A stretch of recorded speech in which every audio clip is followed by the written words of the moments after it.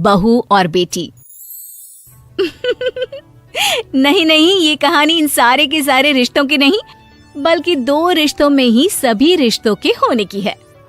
अरे बहू, मेरे और तेरे ससुर जी की रोटी मत बनाना, मैं बना लूंगी, दिन तक ठंडी हो जाती है।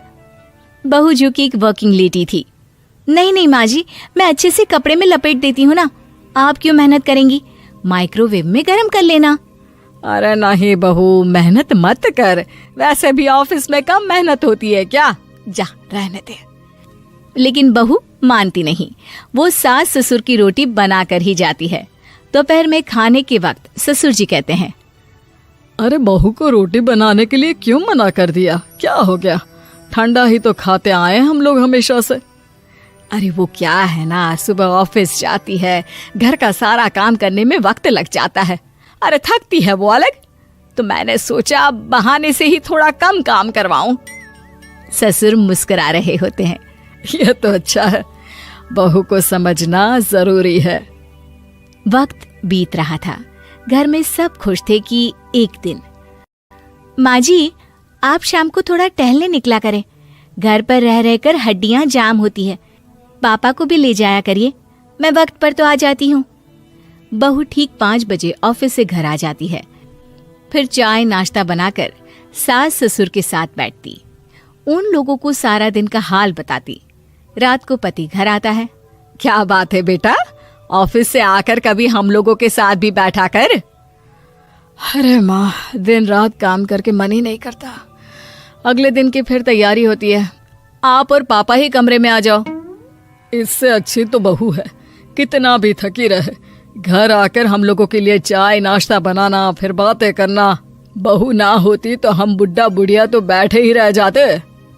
सास और ससुर अब बहू के कहने पर शाम की सैर पर निकलने लगते हैं। सास की कई सहेलियां बनती है तो ससुर को भी कुछ बुजुर्ग लोगों का ग्रुप मिल जाता है। कैसा रहा सहेलियों के साथ शाम का वक्त?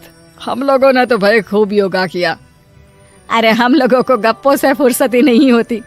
वैसे मिसेस मल्होत्रा आज बहू के बारे में कुछ बोल रही थी। तभी वहाँ ऑफिस से बहू आ जाती है जो जींस और टॉप में होती है।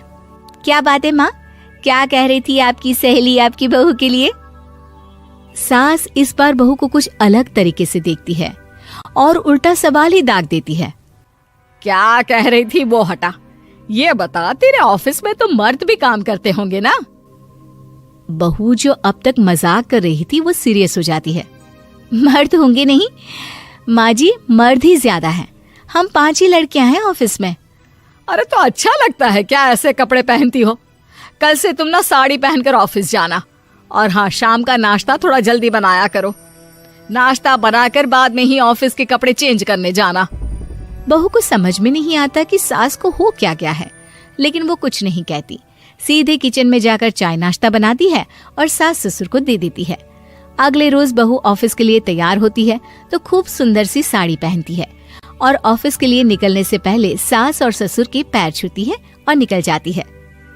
क्या बात है, आज मेधा के ऑफिस में लग रहा है कोई फंक्शन है। अच्छा, पता नहीं, मुझे तो बताया नहीं, वैसे तो सारी बात करती रहती है। अरे देखा नहीं कैसे साड़ी पहनकर जा रही थी? अरे वो तो मैंने ही बोला है उसे। अरे अच्छा लगता है क्या रोज रोज ऐसे सूट या जींस में जाना? बहू हो, बहू बनकर रहो।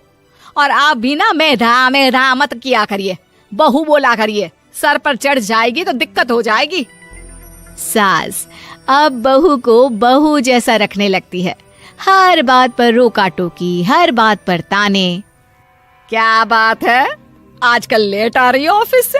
अरे चाय के लिए भी देर हो जाती है, हम लोग फिर पार्क में भी देर से पहुंचते हैं। सभी की बहुएं वक्त से चाय नाश्ता करा देती है अपने सास ससुर को, बस एक तू ही है जो उस वक्त ऑफिस से निकलती है। माँ जी, वो एक रास्ता पुलिस वालों ने न जाने क्यों बंद कर रखा है, जिसके कारण ट्रैफिक ज्यादा हो जाता है। मैं कोशिश करूंगी कल वक्त से पहले निकल जाऊं। ससुर देख रहे होते हैं कि बहू अब परेशान सी रहने लगी है। एक रोज, मेधा, बेटी मेधा। जी पिताजी। बेटा देख जरा कौन सी टी शर्ट अच्छी लग रही है।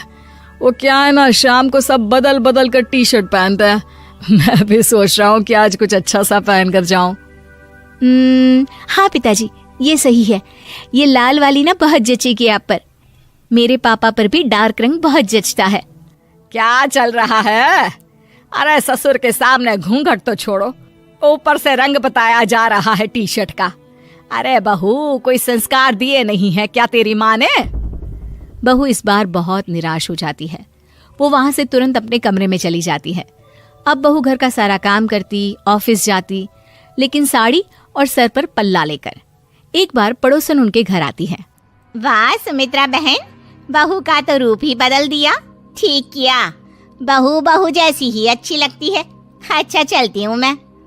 पड़ोसन के जाने के बाद सास बड़ी अकड़ के साथ कहती है, देखा मेरा कमाल, कैसे मैंने मेधा बहू को कंट्रोल में कर लिया। अब बारी ससुर के बोलने की थी। हाँ सुमित्रा, बिल्कुल ये काम तो किया है तुमने, लेकिन कभी सोचा क्या खो दिया? क्या खो दिया? मैंने तो कुछ नहीं खोया जी। खोया है, पहले बहू जब ऑफिस जाती तुम्हारे पैर छूकर तुम्हें गले लगाती, लेकिन अब सिर्फ पैर छूती है। हाँ जी, ये बात तो आप ठीक बोल रहे हैं। पहले घंटों हम लोगों से बात करती, कमरे में ना जाती, ऑफिस से आते ही खुद की चाय, खाना, नाश्ता सब हम लोगों के साथ करती, सारी बात बताती। लेकिन क्या तुम्हें पता है, बहू की तबीयत खराब चल रही है, वो माँ बनने वाली है। ये बात मुझे बेटे ने बताई कि तुम्हें बता दूं। अब सास की आंख में आंसू थे। वो समझ गई थी कि लोगों के कहने में आकर उसने क्या खो दिया। शाम को बहू घर आती है तो माँ किचन में पकोड़े तल रही होती है। अरे माँ जी, आप रहने दीजिए ना, मैं आ तो रही थी। अरे नहीं, जा तू चेंज कर ले, मैं नाश्ता और चाय टेबल पर ही लगा रही हूँ मेधा। सास के मुंह से अपना नाम सुनकर बहू को बहुत अच्छा लगता है। माँ जी, कोई गलती हो गई है क्या? मेरे होते हुए आप काम करे, ये ठीक नहीं है।